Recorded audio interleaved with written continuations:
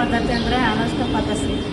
ನಮಗೂ ಚಿಕ್ಕ ವಯಸ್ಸಿಗೆ ದೇವದಾಸಿ ಬಿಟ್ಟಿರೋದ್ರಿಂದ ಈ ದೇವದಾಸರ ಕಷ್ಟ ಸುಖ ಏನಂತ ಗೊತ್ತಿದ್ದು ನಾವು ದೇವದಾಸಿ ಪದ್ಧತಿ ಬಿಡಬಾರ್ದು ಅಂತೇಳಿ ಪ್ರತಿಯೊಂದು ಹಳ್ಳಿಯಲ್ಲಿ ಹೋಗಿ ಮಾಹಿತಿ ಎಲ್ಲ ನೀಡಿದ್ದೀವಿ.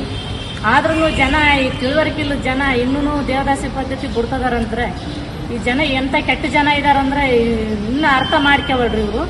ಇನ್ನು ಮೇಲೆ ಇನ್ನು ಯಾವಾಗಲೂ ಈ ದೇವದಾಸಿ ಪದ್ಧತಿ ಬಿಡಬಾರ್ದು ಅಂತೇಳಿ ನನ್ನ ಉದ್ದೇಶ ಸರ್.